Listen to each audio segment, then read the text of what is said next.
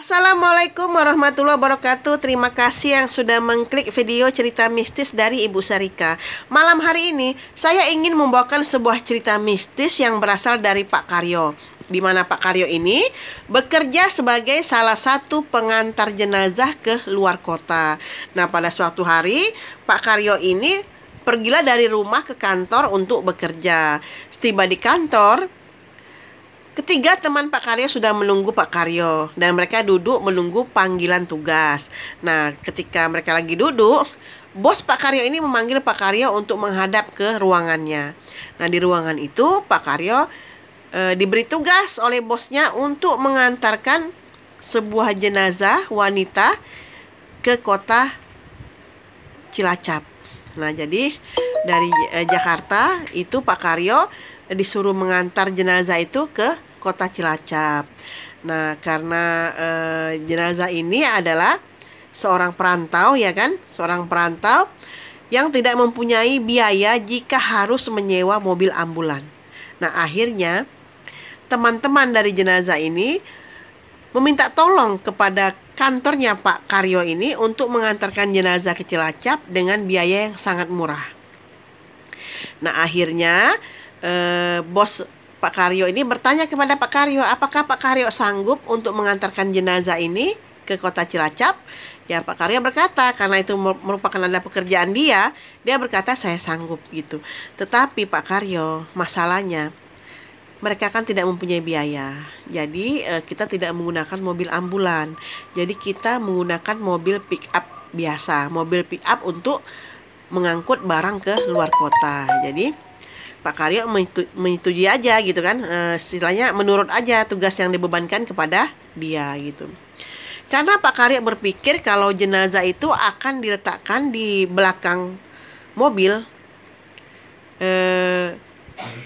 di belakang mobil ya kan, kalau mobil pick up kan ada belakangnya kan gitu. Nah, diletakkan di belakang mobil itu.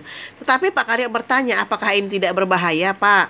Karena saya takutnya ada pengecekan dari pihak polisi, karena pasti dilarang kalau meletakkan jenazah di belakang mobil gitu. Oh tidak Pak Karyo, tenang aja, semua sudah saya atur, itu kata bosnya kan. Nah, akhirnya pagi itu berangkatlah Pak Karyo ini ditemanin bosnya untuk menjemput jenazah yang ada di kos-kosan, karena dia adalah seorang anak perantau ya. Sesampai di kos-kosannya itu sudah ramai teman-teman dari jenazah tadi. Dan jenazah itu adalah jenazah dari salah seorang yang kematiannya ya seperti itu ya kan gitu. Nah, sesampainya di rumah kos-kosan itu, Pak Karyo bertanya, bagaimana penutup dari mobil pick up ini? Takutnya saya ketahuan pihak polisi karena membawa jenazah di atas mobil box gitu. Tetapi sebelum Pak Karyo mendapatkan jawaban dari pertanyaannya itu, tiba-tiba Pak Karyo dikagetkan ketika beliau melihat jenazah itu, di mana jenazah itu sudah didandanin layaknya orang hidup gitu. Jadi dia sudah mengenakan jilbab, memakai kacamata, dihiasi, jadi tidak ada bentuk seorang jenazah. Jadi Pak Karyo ini kaget. Kok didandani seperti itu, bukannya dia muslim kan, seperti itu kan kata Pak Karyo. Gini Pak Karyo, kata bosnya, karena istilahnya kita mengangkat jenazah ini tanpa biaya, jadi kita menggunakan mobil pick up. Nah, jenazah ini akan kita dudukkan seperti orang di samping supir. Jadi kagetlah Pak Karyo ini. Nah, akhirnya Pak Karyo karena dia tidak sanggup kalau sendirian, akhirnya Pak Karyo minta salah seorang teman dari jenazah ini untuk menemani dia. Akhirnya ditemanilah seorang teman dia bernama Edwin. Jadi Edwin inilah yang akan berangkat bersama Pak Karyo ke Cilacap untuk mengantarkan jenazah tersebut, karena Edwin ini adalah satu kampung dari jenazah itu. Jadi dia maulah untuk menemani Pak Karyo tadi, karena Pak Karyo merasa keberatan kalau mengantarkan sendiri kan. Nah, dimulailah perjalanan dari Jakarta menuju kota Cilacap. Ketika malam pun tiba, sekitar jam 7 malam, itu Pak Karyo merasa lapar dan mengantuk gitu kan. Jadi dia bilanglah sama si Edwin ini, bagaimana kalau kita mencari restoran atau warung warteg itu untuk mengisi perut dan meminum kopi, karena saya sangat mengantuk sekali dan juga lapar, sambil merokok lah kita gitu kan. Akhirnya Pak Karyo dan Edwin ini menemukan sebuah restoran tempat mereka mengisi perut dan untuk memesan kopi gitu. Nah, setelah menemukan restoran tersebut, Pak Karyo berkata kepada Edwin, saya akan mencari parkiran yang aman, karena tidak mungkin kita sembarangan parkir, nanti orang curiga kok ada gadis yang duduk di di samping supir tapi tidak bergerak-gerak gitu kan. Jadi Pak Karyo takut orang curiga. Akhirnya Pak Karyo memarkirkan mobil pick up-nya itu di bawah sebuah pohon yang sangat besar, dan mobilnya itu menghadap ke sini kan. Ngeri juga ya menceritakan ini ya. Astagfirullahaladzim ya. Allahumma sholli ala sayyidina Muhammad wa ala ali sayyidina Muhammad. Nah, setelah mobil itu diparkir, akhirnya Pak Karyo bersama Edwin makanlah ke restoran itu untuk memesan kopi dan merokok gitu kan. Nah, ketika sehabis makan, maaf ya saya gugup ya karena saya agak takut menceritakan hal ini. Ketika sehabis makan, Pak Karyo ingin merokok dan dia lupa membawa rokoknya. Membawa rokok dan mancisnya. Akhirnya dia berkata kepada Edwin, Edwin, saya ke pick up dulu ya, saya mau mengambil rokok dan mancis saya gitu. Oh ya, silakan Pak, kata si Edwin gitu kan. Nah, akhirnya Pak Karyo ini pergilah ke pick up tadi yang dimana ada jenazah tadi yang lagi duduk ya kan, yang diikat jenazah itu diikat ya. Diikat jadi dia tidak jatuh gitu. Nah, setelah sampai di pick up tersebut,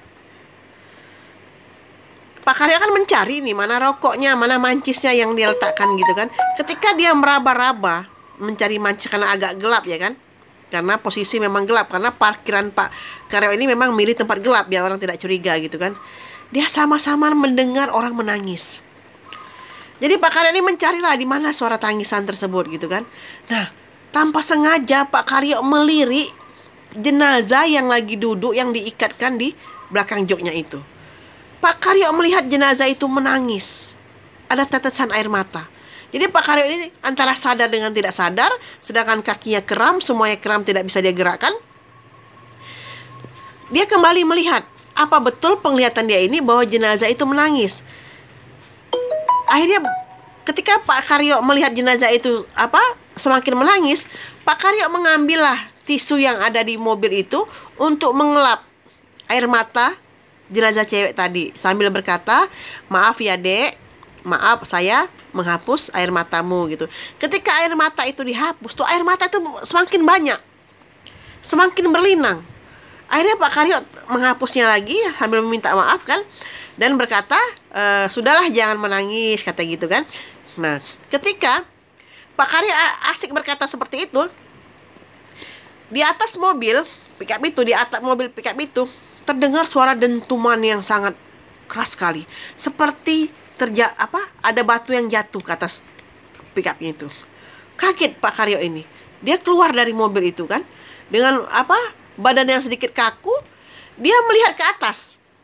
Ketika Pak Karyo melihat ke atas, alangkah terkejutnya Pak Karyo ini. Dia melihat sesosok tinggi besar yang lagi berdiri di atas mobil pickupnya. Gemetar Pak Karyo ini sambil mengucapkan istighfar. Istighfar dalam hati dia karena mulutnya terkunci, kakinya tidak bisa lari, dia ingin lari tidak bisa, dia ingin kemanapun tidak bisa. Dia berdiri aja di sana, tetapi hatinya masih bisa mengucapkan istighfar gitu. Nah, pada saat yang genting itu, datanglah si Edwin menemui Pak Karyo sambil menepak badan Pak Karyo. Pak, kok lama sekali? Mana rokoknya? Kata gitu. Astagfirullahaladzim. Jadi kagetlah Pak Karyo ini kan. Nah, akhirnya Pak Karyo bersama Edwin pergilah ke restoran tadi untuk merokok, dan Pak Karyo tidak menceritakan hal ini kepada si Edwin. Dia pura-pura tidak tahu saja gitu kan. Setelah mereka selesai merokok, singkat cerita, Pak Karyo dan Edwin ini kembali ke pick up untuk pergi ke Cilacap. Nah, ketika sampai di Cilacap ya kan, orang semua sudah menunggu untuk banyak yang menangis, yang bersedih atau apa gitu kan, semua sudah menunggu gitu. Nah, akhirnya jenazah diturunkan di sana gitu kan. Nah, tetapi Pak Karyo berkatalah kepada Edwin itu, karena Edwin tinggal ya, karena dia satu kampung dengan jenazah itu. Kalau dia harus segera pulang, jadi tidak mampir dulu, dia mau segera pulang gitu kan. Nah, akhirnya setelah pamitan sama orang-orang sana, Pak Karyo ini pulanglah untuk kembali ke Jakarta. Setelah sekitar 30 menit Pak Karyo berjalan pulang, dia kaget. Selendang untuk penutup kepala dari jenazah itu tiba-tiba ada di samping dia. Pak Karyo kaget kan gitu. Wah, ini kok ketinggal katanya gitu. Akhirnya Pak Karyo kembali lagi ke rumah jenazah itu untuk mengantarkan kerudung yang tinggal di mobilnya gitu kan. Setelah diantarkan, kembalilah Pak Karyo ini untuk berangkat pulang ke Jakarta. Ketika Pak Karyo baru beberapa langkah menyetir mobilnya, kembali dikejutkan dengan kerudung warna hijau itu yang kembali ada di mobilnya. Akhirnya Pak Karyo berkata, ya mungkin ini ucapan terima kasih ya karena menghadiahkan kerudungnya. Akhirnya Pak Karyo, karena sudah 2 kali bolak-balik ya, dan kerudung itu masih tetap ada, ya Pak Karyo lanjut aja pulang gitu. Dia lanjut pulang ke Jakarta. Mungkin itu ada ucapan terima kasih, pikir Pak Karyo kan. Nah, akhirnya dia sampai di Jakarta. Lega, dia udah sampai Jakarta dan sudah melaksanakan tugasnya. Jadi itulah sebuah cerita dari Pak Karyo yang pekerjaannya adalah pengantar jenazah keluar kota. Nah, semoga dengan cerita ini kita bisa mengambil hikmahnya gitu kan, bahwa seorang jenazah aja bisa memberikan tanda terima kasih atas jasa-jasa orang yang telah berbuat baik kepadanya. Jadi itulah cerita mistis saya pada malam hari ini. Saya sebenarnya itu masih panjang ceritanya, tapi saya tidak sanggup menceritakannya karena saya sangat takut ya kan. Saya merinding ya, astagfirullahaladzim ya kan. Terima kasih yang sudah mendengarkan video cerita mistis saya. Mohon bantuannya ya untuk subscribe channel YouTube saya. Terima kasih. Assalamualaikum warahmatullahi wabarakatuh.